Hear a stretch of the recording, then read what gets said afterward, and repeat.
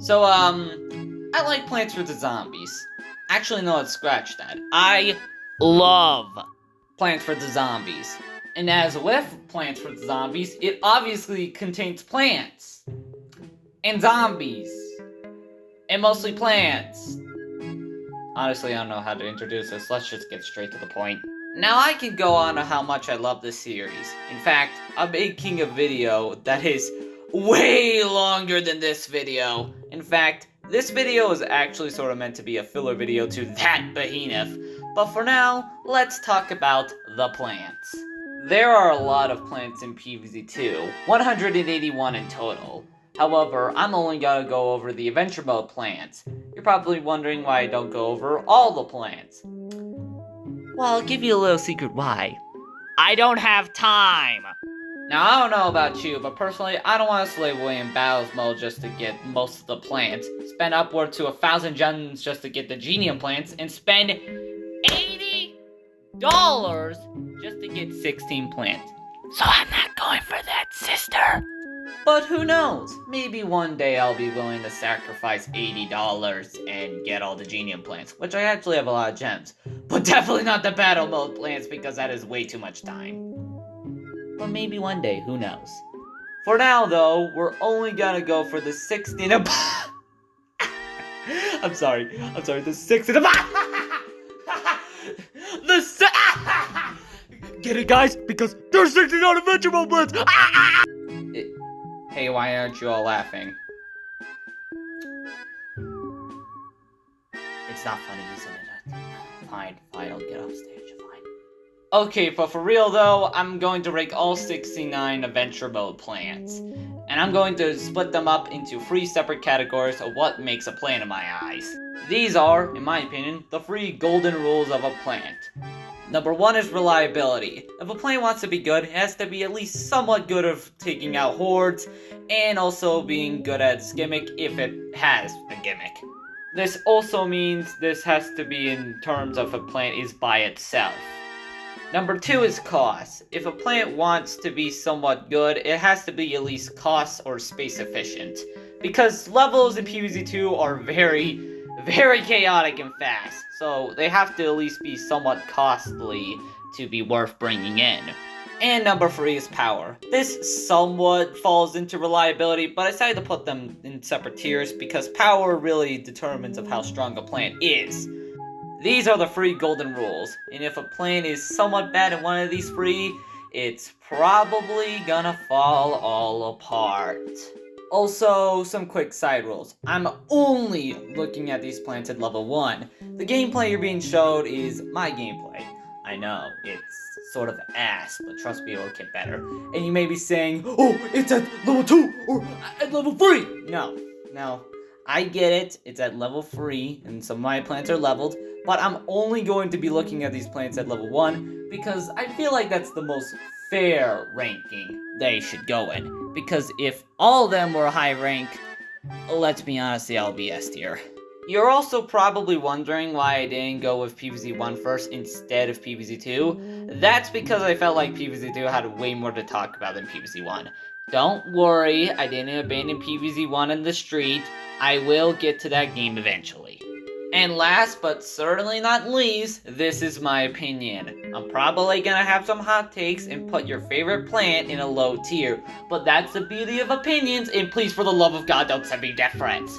But with all that said, let's rank some plants.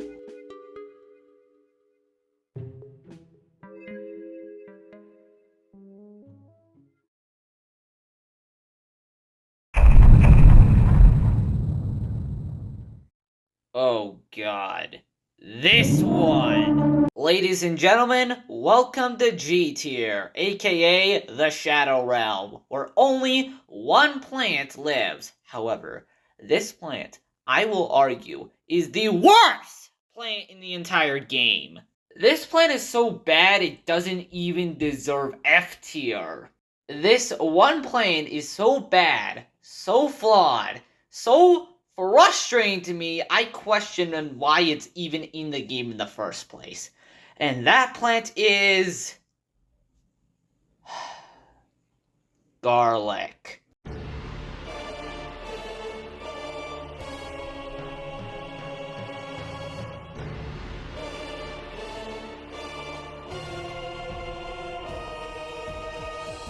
Oh golly gee willikers, where do I begin?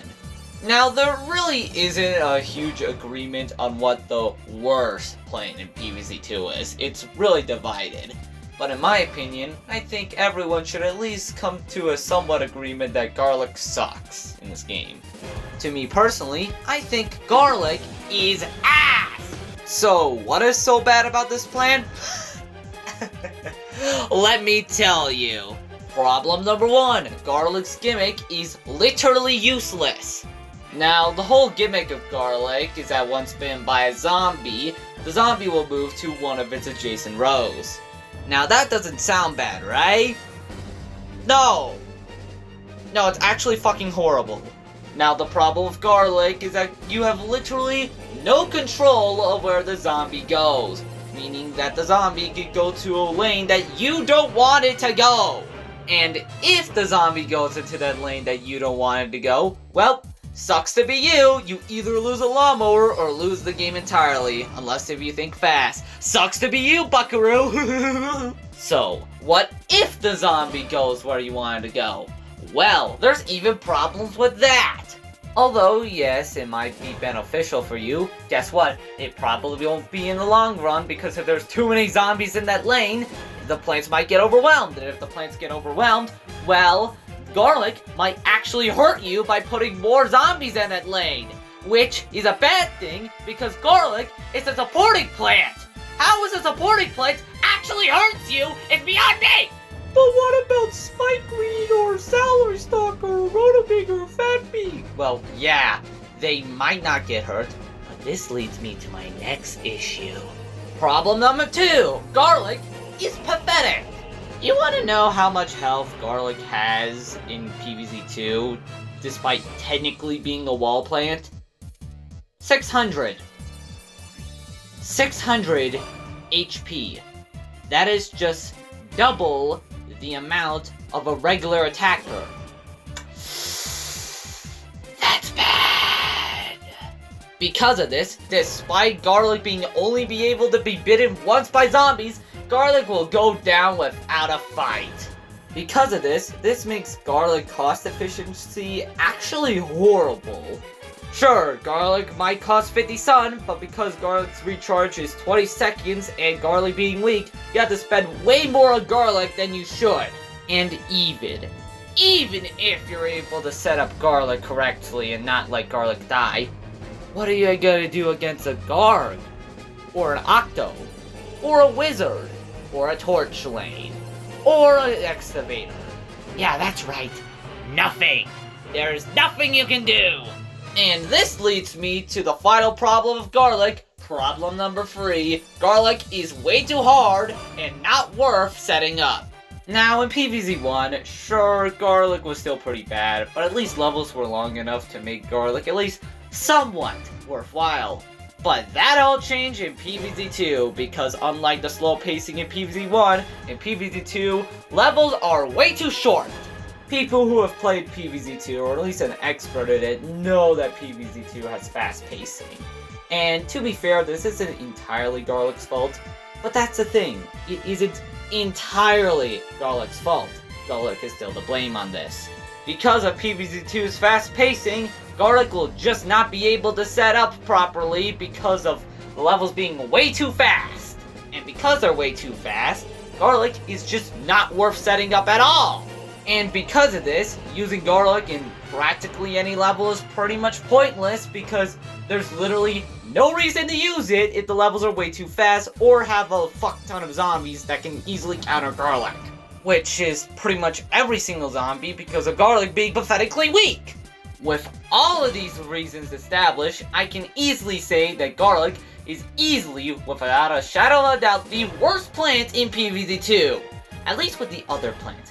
They at least have one redeeming quality. They at least have something about them, even if they're outclassed or bad at that job. But with garlic, there's nothing. There's literally no hope for garlic. From being a bad supporter that can actually hurt you, to being pathetically weak, to being way too hard to set up to be worth any level, I can easily say garlic is the worst plant. Fuck you, garlic! Lie in the shadow realm where you belong.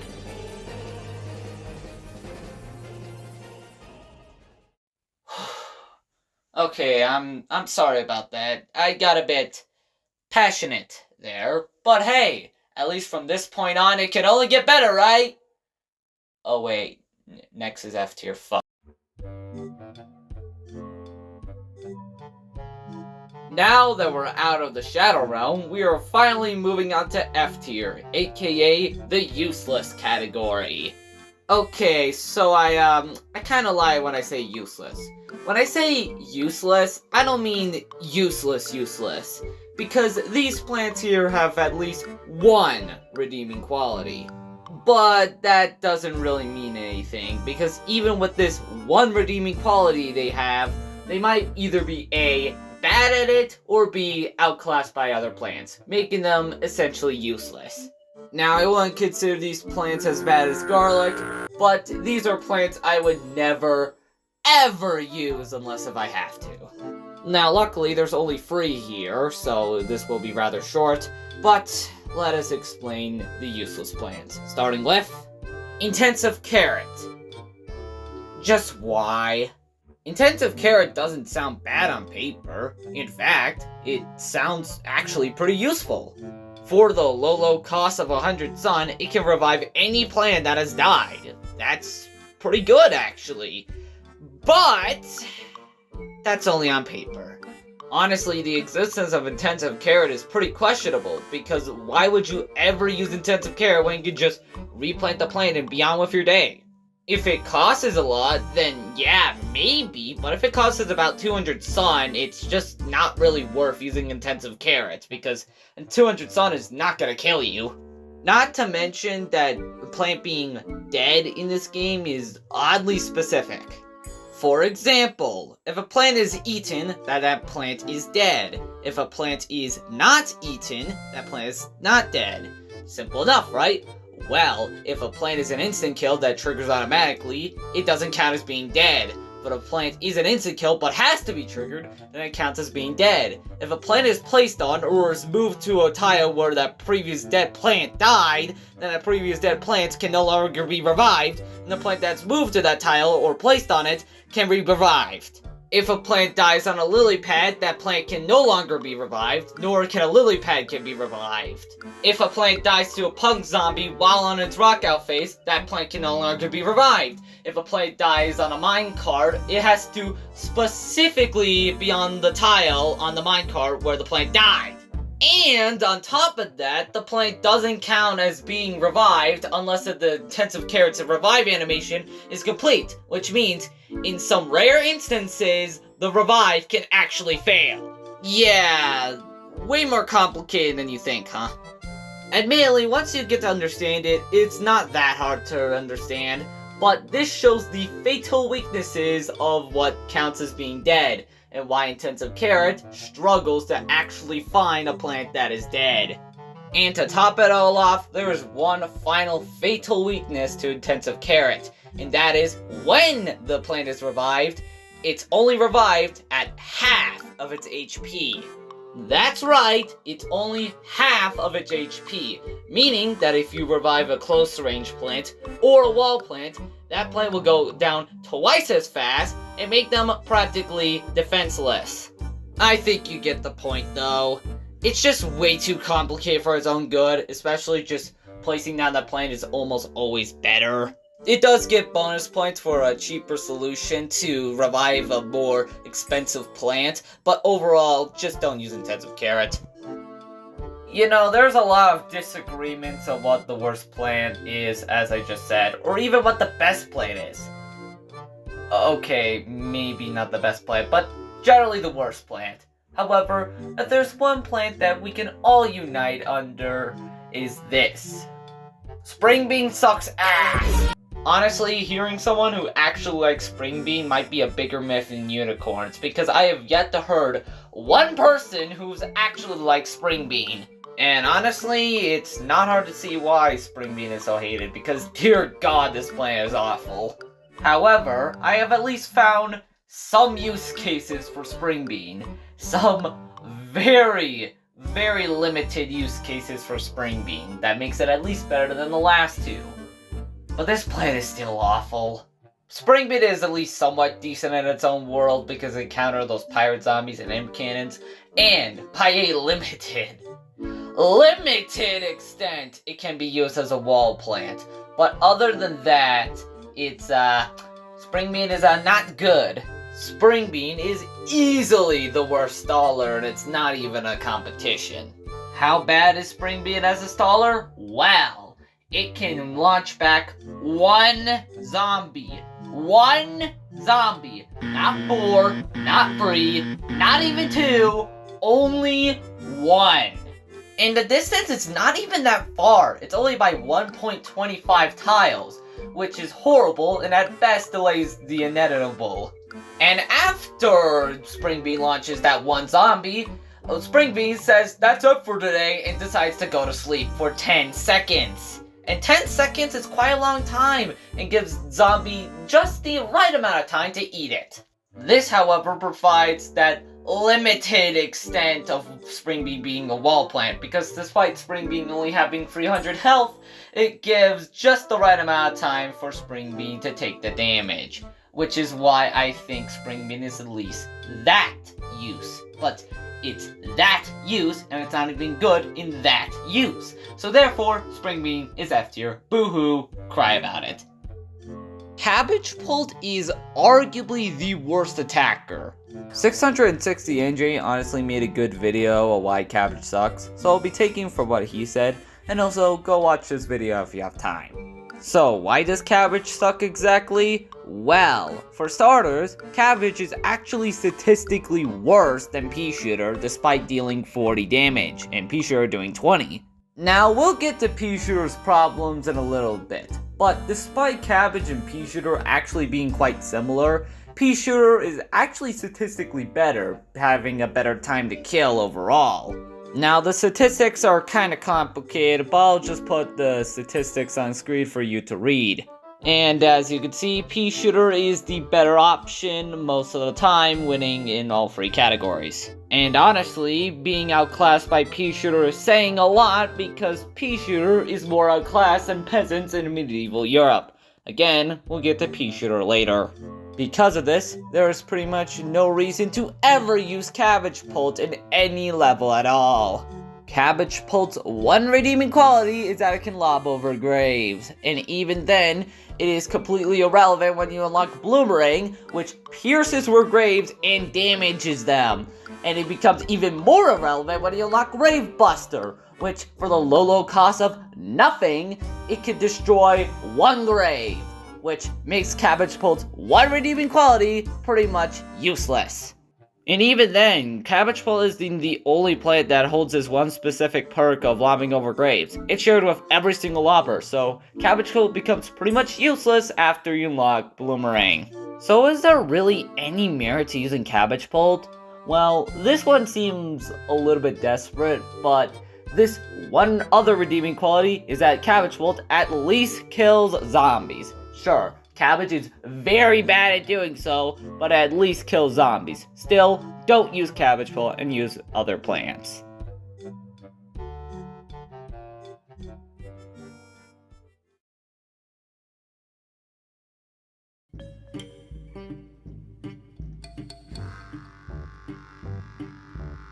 Ladies and gentlemen, welcome to E tier, aka the bad territory. Now, these plants aren't useless, they at least have their uses, but these plants are just bad.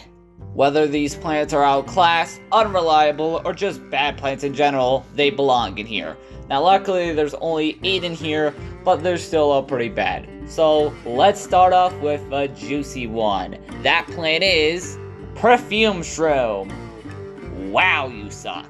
Perfume Shroom is honestly really disappointing. This plant could have honestly been a really good plant had it not been for the devs completely just butt-fucking it. Perfume Shroom's gimmick is that when placed, it will perfume all over its row. And when it perfumes all of its row, all dinosaurs in that row will fall in love and beat up the zombies for you. Actually, when I said that actually kinda sounded wrong. Wait. Now, that's good, actually. Finally, a counter against those goddamn dinosaurs. Because let me tell you something, Jurassic Marsh with those dinosaurs. I'm now in the mental hospital now.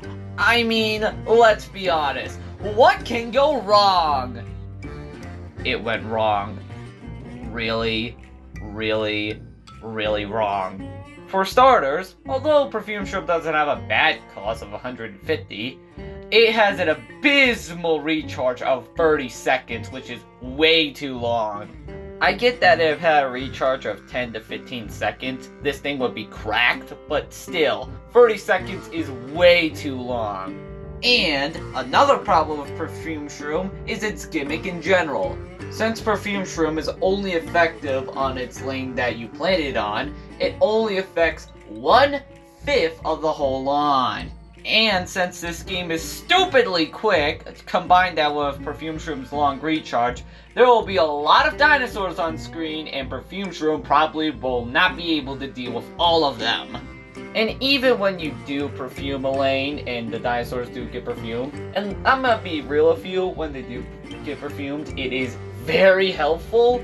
It only lasts a certain amount of time before they just dip. Admittedly, the time is very generous, but still. Oh, and by the way, you know the new update that you can now use Time Warp, Gold Leaf, Hot Potato, and Perfume Shroom outside of his world? Well, you might as well not use Perfume Shroom outside of his world, because there is pretty much only dinosaurs in Jurassic Marsh, and I don't think there's a single dinosaur in modern day, so, yeah, Perfume Shroom might as well just be exclusive to its world. So overall, the story of Perfume Shroom is just a depressing tale. Perfume Shroom could have been a B-tier plant at least, but no, the devs just thought it'd be too good. I honestly feel bad for Perfume Shroom though, but hey, that's how things are. I honestly have very little to say about Hot Potato. Its gimmick is that it melts the ice of not just plants, but also zombies for completely free. Now, it's fine, in fact, it has a decent recharge, but I just don't have anything to say about it.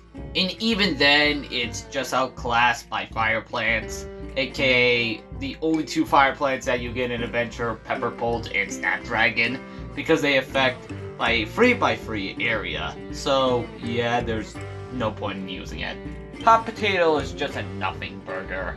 It's fine, but there is nothing special about it. Peach is surprisingly not that useful. I mean, sure, it does stun any robot zombie in a 3x3 radius, it is fairly cheap, and has a decent recharge, but other than that, it's not that great.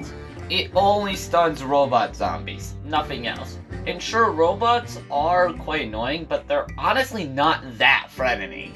And even then, instant kills can do quite a bit of damage on the robots. Some may not instantly kill them, but it does a lot of damage, so honestly you're just better off using an instant kill. Not much else to say on Peach, it's just a really niche plant. Blover blows. Do you get it? Because Blover blows, and that's Blover's gimmick. I know, I'm a comedy genius. Anyways, I got sentenced to the guillotine after I made that joke. But before I explain why Blover sucks, I want to give you a bit of a history lesson. Cue the classical music! You see, back in the old days of Plants vs. Zombies 2, there was a glitch with Blover and Spring Bean's plant food. You see, how Blover works in this game is that it will kill any zombie that is airborne, whether they are permanently in the air or not.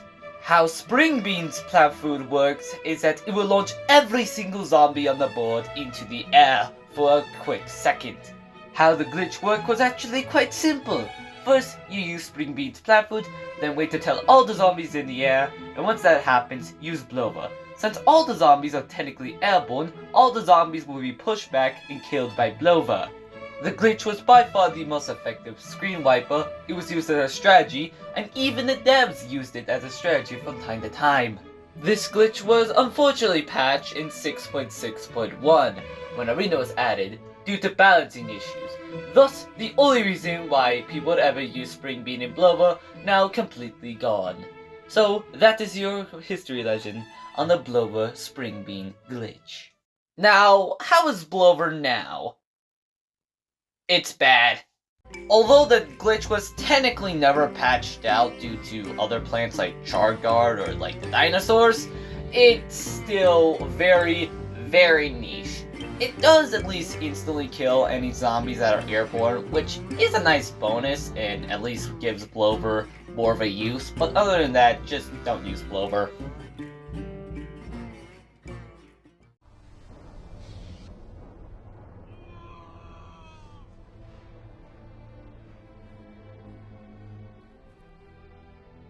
You were the chosen one!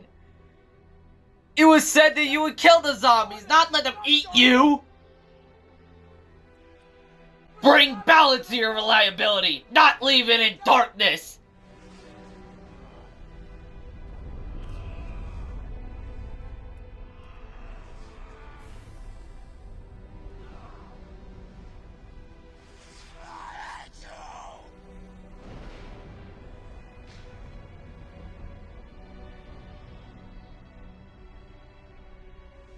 You were I knew a lot of bowling bulb.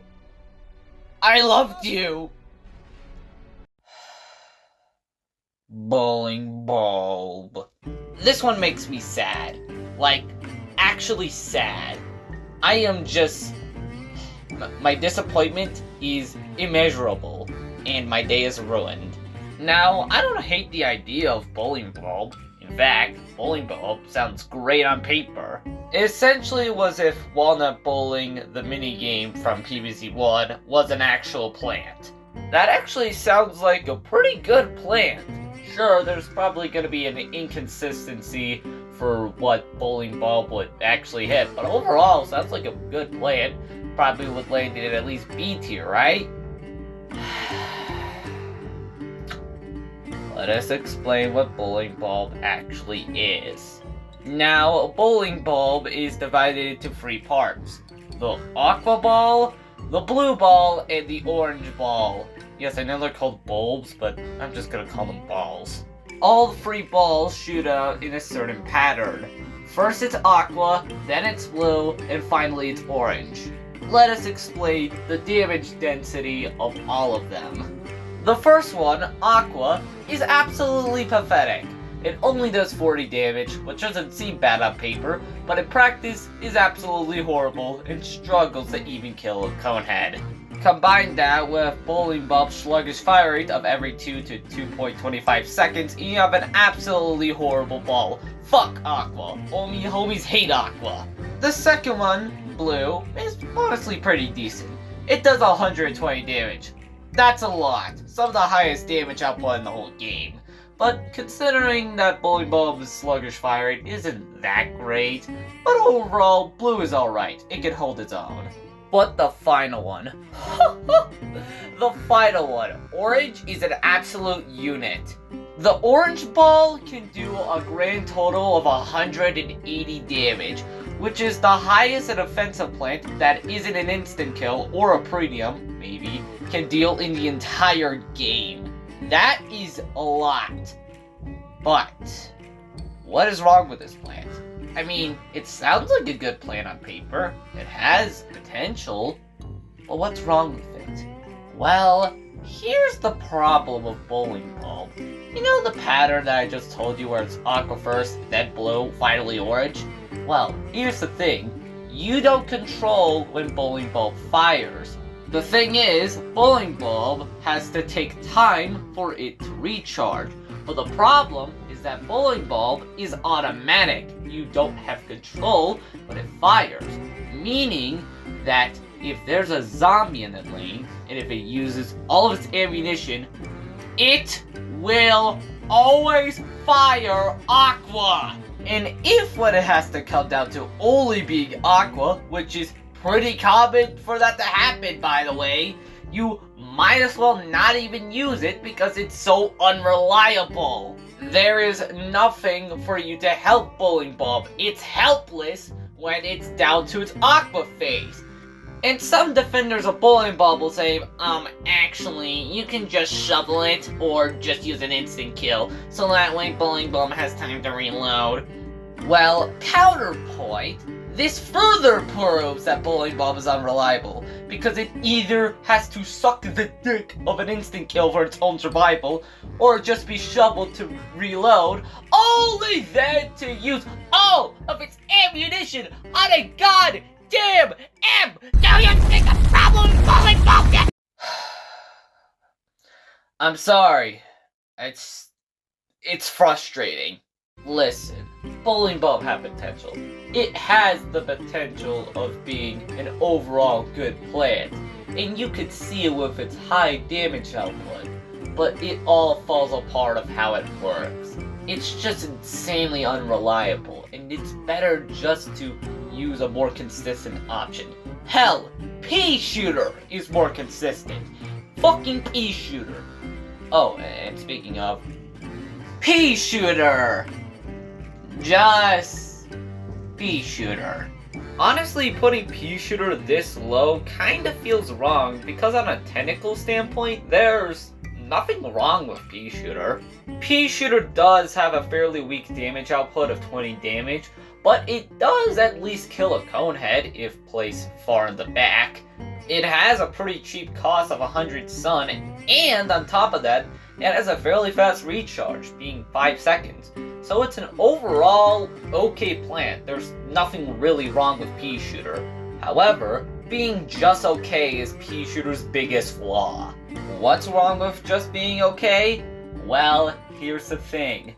Most offensive plants outclass Pea Shooter in almost, if not every single way.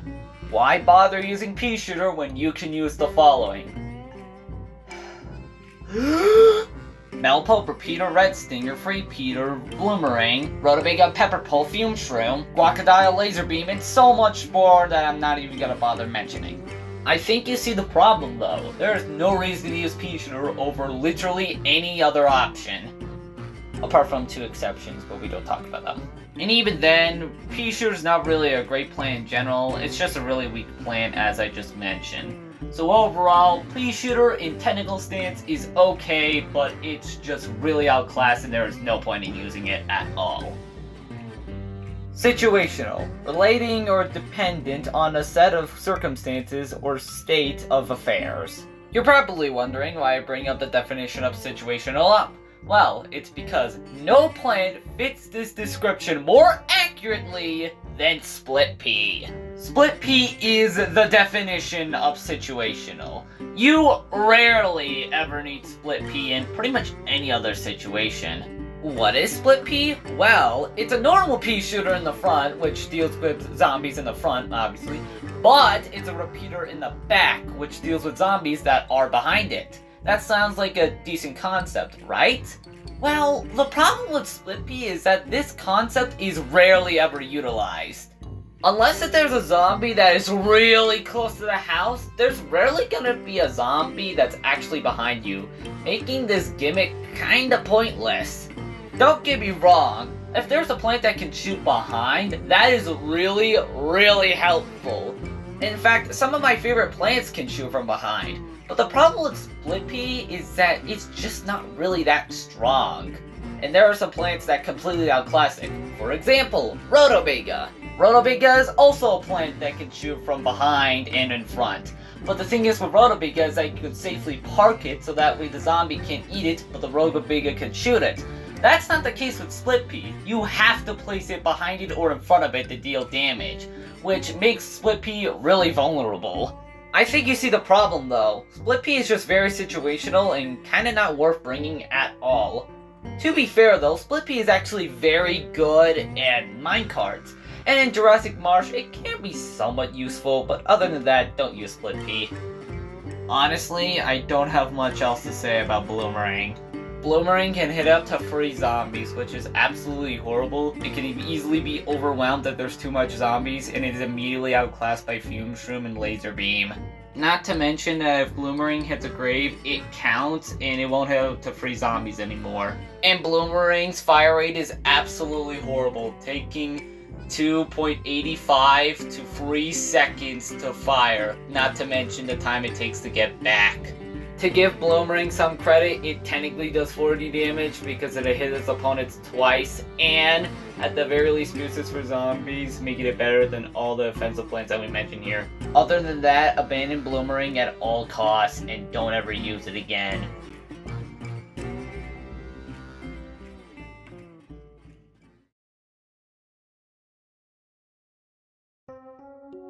And that concludes it for now. Wait. Yeah, I know what you're all gonna say. But what are you talking about? It's not even done! Well, the thing is, I know. It's not even close to done.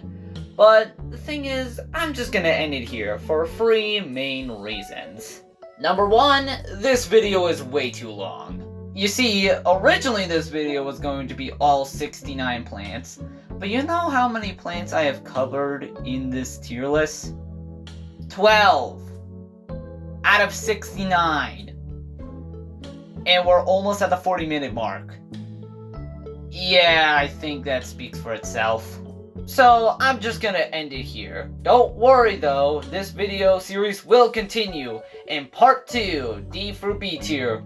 Warning though, this will most likely be the longest video because it's going to contain 38 plants. So, don't expect to hear from me for a while. Number 2, the big video I'm making. Remember that big video I teased at the beginning? Well, I'm gonna try to work on that, or at least get some of the parts done, because oh my god is it a big video. To be fair, I did lose some motivation, so I may not finish it yet, but I will finish it at some point in the future, I just don't know when. I'ma warn you though, this video is gonna be quite rough, because I'm actually quite a new editor, and I edit these videos all by myself. I get no help. Though again, this was one of the very first videos I'm ever working on, it is quite rough. In fact, I sort of considered redoing the whole video, but I decided against it because the video is no joke, almost 2 hours long. So, needless to say, it's not gonna get done anytime soon. In fact, when this video somehow comes out, I probably would finish this video series. So, needless to say, it won't come out now, but I am gonna work on it. And number 3, editing problems. Okay, so remember when I said I was originally gonna put all 69 plants in this video? Well, I still would have probably have done it, even if this video was insanely long, but oh my god, the editing problems I have endured just making this video would make an old man cry. You see, I use CapCut to make my videos, and I actually do recommend this platform for beginners because it's an easy way to start editing. But I don't know what's it like on other editing softwares, but good god, the glitches I have endured in this video made me go critically insane. Just to name a few, lag that was so bad it actually caused the platform to crash, making editing this video almost impossible. If there's too much editing in this video, or if the video is just too long, it will cause CapCut to go unstable and cause what I just mentioned. And, worst of all, out of complete left field, a glitch occurred where all the audio and text disappeared. I was able to get the text back immediately pretty easily, but the audio was a completely different story. You see, all I had to do to fix the audio was just diddle with the volume. Sounds easy, right? Well, apparently not. You see, if you exit the video, or more likely it crashes, guess what? The audio won't save!